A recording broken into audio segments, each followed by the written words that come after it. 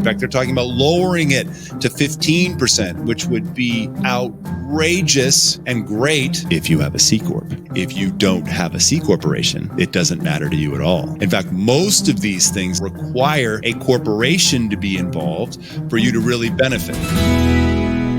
Hi, and welcome to Stacks Over Tax. I'm your host, Sterling Grace, and with me today is Mark Lewis. And Mark and I are going to have a little chat about what's going on around here in America and how Trump is changing everything. And just, some people say that this is the very best time to get rich. And some people are packing their bags. And so I'm curious about what you have to say about all this, Mark. Yeah, it's a wild time.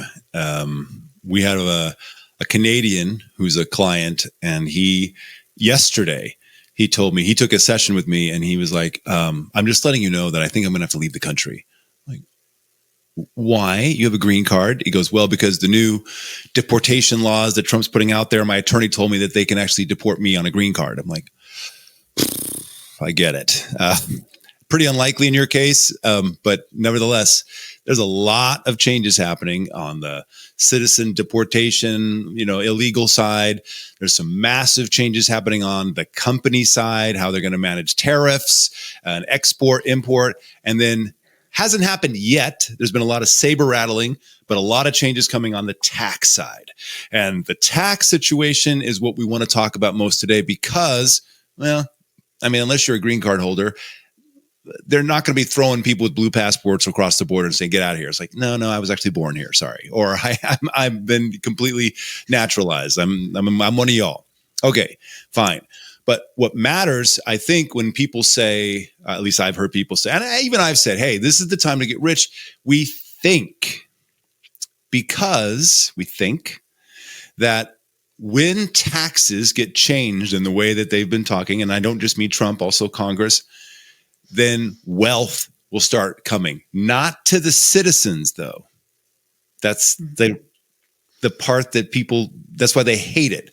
And that's why the progressives, they're like, well, we don't like this because it doesn't help citizens. Well, we can argue about trickle down economics versus, the socialist side. But the way this is apparently going to shake out is by lowering taxes on companies, corporations, business, the theory being you start lowering prices because now they don't have to pay all of this money in taxes, which is just another expense for a company.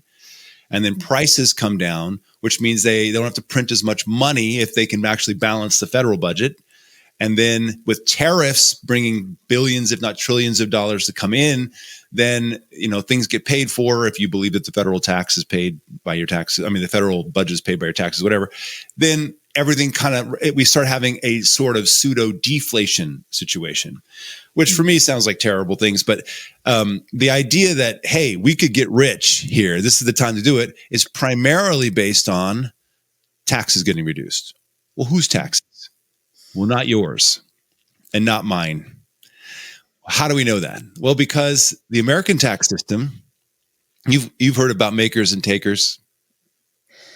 Yeah, but I don't really know which one I am exactly. So you're actually on the maker side now. You used to be on the taker side. I was, yeah. Yeah, and now you're on the maker side. So there's makers, takers, and bankers. So the takers. Well, I know I love being the banker and playing Monopoly. I'm great at being the banker playing Monopoly. Yeah. But otherwise, I don't want to be the banker. So a taker in the economy is somebody who does not benefit the economy, just takes from them. Their W-2 job. That's all they really do. They just take their money, it's taxed, and then they go spend it, and then they go make more. They don't invest in real estate. They don't create another business. They're not even investing in the stock market outside of a 401k or whatever. Those takers are going to get the worst tax treatment in the code. Yes, we have a tiered tax system where the more money you make, the more you're taxed. But and a lot of people say, "Oh, the rich don't pay tax." If you're rich, you're paying the worst possible tax in America. We have a client who actually we're seeing next week, who makes $800,000 a year as a W-2 employee, and his taxes through the roof. Now, most rich folks have the wherewithal to know, let's not get actually paid, at least not in money. Let's get paid in things that don't have that tax. And now, yes, it's not because of the tax code. You can run the tax code any way you want and make the rich pay more if they made money, but they don't actually make money. So that's why that's such a joke. Well, we're going to tax the rich. Well, you're going to have to first figure out how you're going to get them to make money, which no tax regulation can do. So the tax is always worse for takers in the economy. And the W-2, you're going to pay FICA, state, federal. Yeah, you get a standard deduction and a few other cool little things if you have more kids, but that's it. The rest of it is, not really great. Makers in the economy, conversely, are the ones who benefit the economy. They have business, they're creating widgets, they're making jobs for the takers. And we all get the best tax situation. So they want to benefit people who will benefit the economy. And it doesn't really matter how high up you go in the income brackets, you're still going to be better off than somebody who is a taker.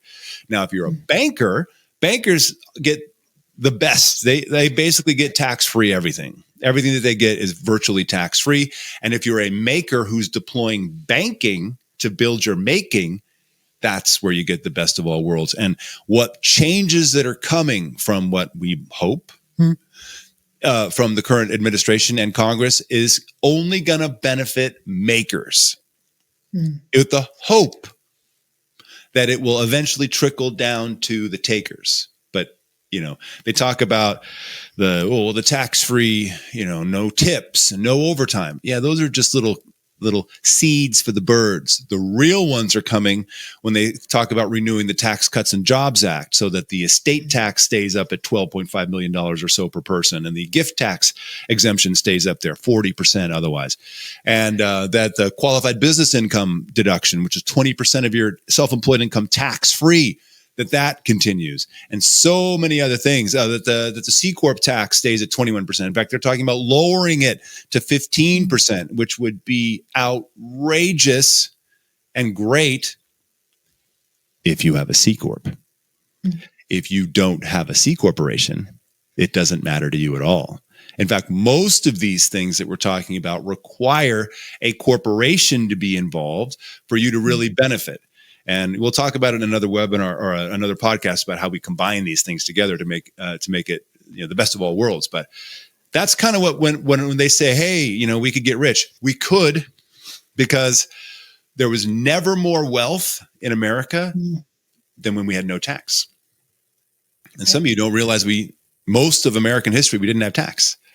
So when there was no tax, imagine, no tax, no FICA, no self-employment tax, no federal, no state. How much richer would you be? And some of you are like, well, we wouldn't have services then. That's not true. You'd still have sales tax. You'd still have road gas tax, paying for all the stuff that's local. You'd have all that. But you wouldn't have the big government, all that junk. You wouldn't have welfare, true. You wouldn't have veteran services, true. You wouldn't have the FBI. You wouldn't have the CIA. You wouldn't have You wouldn't have the FAA. You wouldn't have the FDA. You wouldn't have any of the Fs or the As. Any of the federal programs, they'd all go away. And to me, I'm like, sounds good. Let's bring it back to the private sector. Let's bring it back to the states. But now that's getting a little political. But from strictly financial, if you wiped out the tax, how much richer would you be? And some would suggest that having that money in your bank, not handing over to Social Security, how much richer would you be if you'd have taken the 7.65% that they suck out of your check every month and put that into, I just make it up, the S&P 500 for the last 30 years? Or or Bitcoin, or Apple, or Google, name any company. You didn't even need 15 years for it to be great with Bit, right? So, even something as simple as the S&P 500, if you had done that, even in 2000, when we had that huge drop in 2008, 2009, all that other stuff, if you put that money, 7.65%, if you made $100,000 a year and you put $7,650, let's say there were no raises, you didn't make any more money, from 2000 to 2020. Do you know how much money that would be just in the S&P? Crazy, guys. Well, the one thing we would have to do is educate Americans about finances in order for this to work.